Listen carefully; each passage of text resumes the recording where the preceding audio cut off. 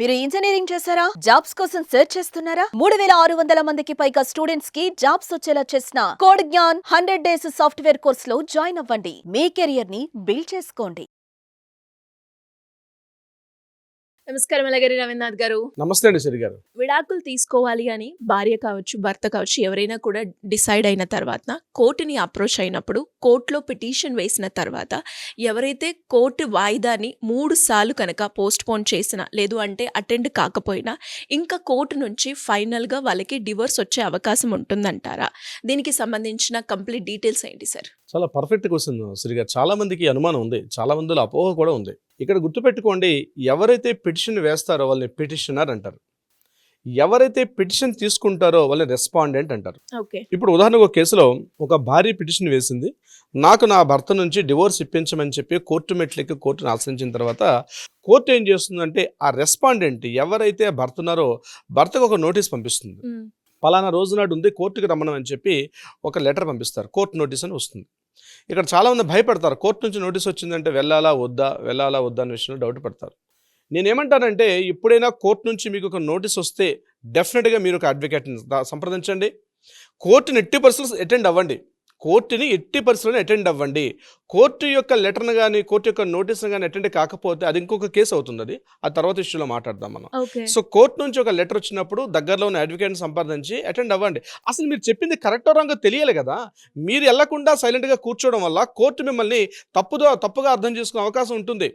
మీ ఆరోగ్య కారణాలు రీత్యా, ఇతరత్ర కారణాలు రీత్యా, ఏమైనా కారణాలు రీత్యా రాకపోతే దానికి కూడా ఎవిడెన్స్ సబ్మిట్ చేస్తే మీరు కోర్టులో సబ్మిట్ చేయొచ్చు. అంతేగాని మీకు తెలిసిన తర్వాత చాలామంది కోర్టు నుంచి ఆర్డర్ వచ్చిన తర్వాత కోర్టు ఆర్డర్ తీసుకోకపోవడం, దాన్ని నెగ్లెక్ట్ చేయడం అట్లాంటివి చేస్తారు. సో అట్లాంటి ఎట్టి పరిస్థితుల్లో కూడా చేయకూడదు. నాట్ ఓన్లీ ఒక కేసే కాదు, ఏ కేసులో కూడా చేయకపోవడం మంచిది. మీ వాయిస్ కూడా చెప్పాలి. ఎవరో ఒక అబ్లిగేషన్ పెట్టారు మీ మీద, ఒక అలిగేషన్ పెట్టి కోర్టు మెట్లు ఎక్కేటప్పుడు మీది కరెక్టా రాంగ్ అని కూడా మీరు మాట్లాడాల్సి వస్తుంది. అది రైటా రాంగా that is later will discuss. But కోర్టుకి అటెండ్ అవ్వడం వెరీ వెరీ మోస్ట్ ఇంపార్టెంట్. ఇక్కడ కోర్టు మెట్లకి వెళ్ళాలి. ఇక్కడ చాలామంది అపోహ ఏంటంటే ఫస్ట్ టైం కోర్టుకి అటెండ్ కారు, అలాగే రెండోసారి మరలా కోర్టు ఏం చేస్తుంది, మరొక వాయిదా ఇస్తుంది, మరొక డేట్ ఇస్తారు, ఆ డేట్ కూడా అటెండ్ కారు. ఇక్కడ మూడోసారి కూడా ఇంకోసారి డేట్ ఇస్తారు, ఆ డేట్ కూడా అటెండ్ కాకపోతే కోర్టు ఏం చేస్తుంది, ఫైనల్ డిగ్రీ ఇచ్చేస్తుందా అంటే జడ్జిమెంట్ ఇచ్చేస్తుందా కోర్టు, అంటే డివోర్స్ ఆర్డర్ ఇష్యూ చేస్తుందా? కాదు, చెయ్యదు. గుర్తుపెట్టుకోండి. అయితే ఏమిటి ఇక్కడ ఏం చేస్తుంది, అప్పుడు కోర్టు ఎక్స్ పార్టీ ఆర్డర్ దాన్ని ఇష్యూ చేస్తుంది. ఎక్స్ పార్టీ ఆర్డర్ అంటే ఏంటి సార్? ఎక్స్ పార్టీ ఆర్డర్ అంటే ఏంటంటే ఒకసారి మీకు ఇష్యూ చేసిన తర్వాత ఇంకా మీరు అటెండ్ కావట్లని చెప్పి ఎవరైతే పిటిషన్ వేశారో వాళ్ళకు అనుకూలంగా ఓకే కమాన్ ఇక ట్రయల్ స్టార్ట్ చేద్దాం, మీ ఎవిడెన్స్ ఏమున్నాయి, మీ ట్రయల్స్ ఏమున్నాయి, మీ తాలూకా క్వశ్చన్స్ ఏమున్నాయి, మీ ఆన్సర్స్ ఏమున్నాయని చెప్పి అంటే వన్ సైడ్ మాట్లాడుకోవడానికి అవకాశం ఇస్తుంది అనమాట. అంటే ఎవరైతే పిటిషన్ వేశారో వాళ్ళ తరపున ఇస్తుంది. నాట్ ఓన్లీ పిటిషన్ ఒకటే కాదు, ఒకవేళ రెస్పాండెంట్ అటెండ్ అయ్యి పిటిషన్ అటెండ్ కాని సందర్భాల్లో రెస్పాండెంట్కి అనుకూలంగా వచ్చేస్తుంది. అంటే ఇంకా ఇద్దరి మధ్య ఉంటుంది డిస్కషన్. ఇంకా ఎవరైతే అప్రోచ్ అవుతున్నారో కోర్టుకి వాళ్ళ తరపున వాళ్ళ వాదనలు వినడానికి రెడీ అయిపోతుంది. ఆపోజిట్ ఉన్నటువంటి పిటిషనర్ కావచ్చు లేకపోతే రెస్పాండెంట్ ఎవరు ఆబ్సెంట్ అయితే వాళ్ళ తరపున ఇంకా వినే అవకాశం ఉండదు. ఎక్స్ పార్టీ ఆర్డర్ అంది చాలా ప్రమాదకరంగా ఉంటుంది. అంటే ఏంటి, ఇంకా కోర్టు వినదన్నమాట. అంటే నేను 3 సార్లు టైం ఇచ్చాను, నేను 3 సార్లు 4 సార్లు టైం ఇచ్చినప్పుడు కూడా నువ్వు రాలేదు కాబట్టి ఇంక ఎవరైతే నాతో రెగ్యులర్గా అప్రోచ్ అవుతున్నారో, ఎవరైతే నన్ను అటెండ్ అవుతున్నారో ఇంకా వాళ్ళ వాదనలు వినడానికి వస్తుంది తప్పించి మీ వాదనలు వినడానికి అవకాశం ఉండదు. ఇది గుర్తుపెట్టుకోవాలి. అది పిటిషనర్ కావచ్చు, రెస్పాండెంట్ కావచ్చు.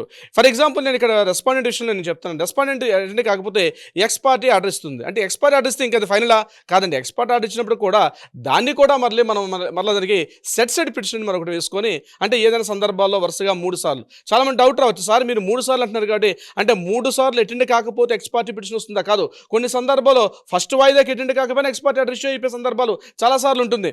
అంటే కోర్టు ఆ సందర్భంలో జడ్జి గారు తీసుకున్న నిర్ణయాన్ని బట్టి ఉంటుంది అనమాట. అంటే కంపల్సరీ ప్రతి వాయిదాకి అటెండ్ అవ్వాలి. మీరు అటెండ్ కాకపోతే దగ్గర మీ అడ్వకేట్ని చెప్పి ఆయనతో రిక్వెజిషన్ పెట్టించుకోవాలి. మీరు అటెండ్ కాకుండా, మీ అడ్వకేట్ అటెండ్ కాకుండా, ఎవరు అటెండ్ కాకుండా మాత్రం అది ఖచ్చితంగా ఎక్స్ పార్టీ ఆర్డర్ అనేది ఇష్యూ అయిపోతుంది. So X party order issue అయితే మాత్రం మళ్ళీ దాన్ని సెట్ పిటిషన్ వేసి ఎందుకు రాలేకపోయాను, ఎందుకు పలానా సందర్భాలు రాలేకపోని చెప్పి కోర్టుకు మళ్ళీ మనం లెటర్ చెప్పుకోవాల్సి వస్తుంది. అటువంటి సందర్భాల్లో కోర్టు మీరు చూపించిన ఆధారాలు, అంటే మీకు ఆరోగ్యం బాగాలేదు, లేకపోతే మీ ఇంట్లో వాళ్ళకి ఆరోగ్యం బాగాలేదు, పలానా హాస్పిటల్కి వెళ్ళాల్సి వచ్చింది, ఇతరత్ర ఏదో ఇంపార్టెంట్ అంటే కోర్టుకి అంటే దీనికన్నా చాలా ఇంపార్టెంట్ పని సందర్భంలో నేను అటెండ్ కాలేనని చెప్పి మీరు ఒక డ్రాఫ్టింగ్ ఒక పిటిషన్ రాసి మీ అడ్వకేట్ ద్వారా కోర్టులో ప్రవేశపెట్టినప్పుడు ఆ set side petition court acceptance ఇచ్చిందంటే ఆ ఎక్స్పర్టీ ఆర్డర్ను కూడా క్యాన్సిల్ చేసుకునే అవకాశం ఉంటుంది. ఇది కొన్ని సందర్భాల్లో మాత్రమే. ఇక్కడ గుర్తుపెట్టుకోండి, కేవలం వరుసగా 3 సార్లు అటెండ్ కాలేదు కాబట్టి ఎక్స్పర్టీ ఆర్డర్ వస్తుందంటే 3 సార్లు కాదు, ఒక్కసారికి అటెండ్ కాకపోయినా కూడా ఎక్స్పర్టీ ఆర్డర్ వచ్చే అవకాశం ఉంటుంది. మీరు పిటిషన్ వేశారు, మీ పిటిషన్కి మీరు అటెండ్ కాకపోయినా ఆ రెస్పాండెంట్ తరపున రెస్పాండెంట్ వస్తున్నాడు ఆయన, బట్ అప్పుడు ఏమవుతుంది, ఆయన తరపున ఎక్స్పర్టీ ఆర్డర్ ఇష్యూ అయింది అనుకోండి, మీరు మళ్ళీ సెట్ సైడ్ పిటిషన్ వేసుకోవాల్సి వస్తుంది. సెట్ అసైడ్ పిటిషన్ అంటారు దాన్ని, సెట్ అసైడ్ పిటిషన్, దాన్ని సెట్ సైడ్ పిటిషన్ అని మన కోర్టు పరిభాషలో మాట్లాడతారు. అంతే తప్ప వరుసగా 3 సార్లు అటెండ్ కాలేదు కాబట్టి కోర్టు అన్నది ఫైనల్ ఆర్డర్ ఇవ్వదు. కేవలం అక్కడ ఇష్యూ చేసేది మన ఎక్స్పర్టీ ఆర్డర్ మాత్రం ఇష్యూ చేస్తుంది. దీని తర్వాత ఒకవేళ ఎక్స్పర్టీ ఆర్డర్ ఇష్యూ చేసిన తర్వాత అప్పుడు కూడా రెస్పాండెంట్ అటెండ్ కాలేని సందర్భాలు అప్పుడు ఏం చేస్తారు, కోర్టు ఇమీడియట్గా మార్కింగ్ అంటారు, ఎవిడెన్స్ ఫైల్ వెరిఫికేషన్ అంటారు. ఇవన్నీ అయిన తర్వాత అప్పుడు ఫైనల్ డిగ్రీ అనేది ఇది జరుగుతుంది. అంటే అక్కడ మీరు మీకు 1 to 5 months టైం ఉంటుంది ఎక్స్పర్టీ మీకు కోర్టు ఏమో ట్రయల్స్ స్టార్ట్ చేయడానికి. ఈ టైంలో మీరు ఇన్ టైంలో అంటే ఇంకా ట్రయల్స్ ఆర్డర్ మళ్ళీ టైం ఇస్తుంది. మళ్ళీ అంటే ఎక్స్పర్ట్ ఆర్డర్ ఇష్యూ చేసిన తర్వాత కూడా మళ్ళీ మీకు ఫైనల్ వచ్చేసరికి మీకు కొంత టైం పడుతుంది. ఆ టైంలోనైనా మీరు అట్లీస్ట్ కోర్టుకి వెళ్ళి మీరు సెట్ సైడ్ పిటిషన్ వేసుకుంటే మళ్ళీ కోర్టు మిమ్మల్ని యాక్సెప్టెన్స్ ఇస్తుంది. మీ దగ్గర ప్రాపర్ ఎవిడెన్స్ అన్ని తీసుకొని కోర్టుకు ముందు మీరు మాట్లాడగలిగితే. అప్పుడు కూడా మాట్లాడకపోతే కోర్టు ఏం చేస్తుంది, ట్రయల్ స్టార్ట్ చేస్తుంది. ట్రయల్ స్టార్ట్ చేస్తుందంటే trials is the very very most important. ఒక డివోర్స్ కేసులో కానీ ఏ విషయంలో, ఇక్కడ డివోర్స్ విషయం మనం మాట్లాడుకుంటాం కాబట్టి డివోర్స్ విషయంలో కోర్టు యొక్క ట్రయల్స్. ఇప్పుడు ఆ అమ్మాయి అక్కడ కోర్టులో నిలబడి అంతకుముందు ఎఫ్ఐఆర్లో ఏమి ఇచ్చిందని ఇంపార్టెంట్ కాదు, ఎఫ్ఐఆర్లో రాసుకున్న పాయింట్స్ కాదు. ఇక్కడ ఇంపార్టెంట్ అనే విషయం ఏంటంటే ట్రయల్స్లో మాత్రం అమ్మాయి ఇచ్చినట్టు in front of the judge గారి ముందు మాట్లాడే మాటలు చాలా ఇంపార్టెంట్ ఉంటుంది. అంటే ఏం జరిగింది, అసలు ఏం జరిగింది, పలానా రోజు మా హస్బెండ్ నన్ను కొట్టాడు అని చెప్పింది అనుకోండి. సార్ మా హస్బెండ్ నన్ను కొట్టాడు అంటే కుదరదు. ఎందుకు కొట్టాడు, నిజంగా కొట్టాడా లేదా, ఆ ప్రూఫ్ చేయాల్సింది కూడా మీరే. ఇక్కడ అంటే ఎలా ఉంటుంది, ఫలానా రోజు నాడు బుధవారం నాడు పొద్దున్న 10 గంటలకి మా ఆయన హాస్పిటల్కి వెళ్ళిపోతూ ఏదో ఫోన్ వచ్చిందండి, నేను ఏదో మాట్లాడాను అని టక్కన కొట్టాడు, నన్ను కొడితే నేను వెళ్ళి నా తల వెళ్ళి అక్కడ పగిలి నేను ఆ గోడ కొట్టుకున్నాను, నాకు బ్లడ్ కారిందండి అని చెప్పింది అనుకోండి. నువ్వు చెప్పింది నమ్మాలంటే కోర్టు గారికి ఏం కావాలి, ఇమీడియట్గా అక్కడ నువ్వు ఉండిపోయిన బ్లడ్ అయితే ఇమీడియట్ హాస్పిటల్కి వెళ్ళి హాస్పిటల్లో మీరు అక్కడ ఇచ్చిన ప్రిస్క్రిప్షన్ కావాలి, అక్కడ ఇచ్చిన మెడికల్ రిపోర్ట్ కావాలి.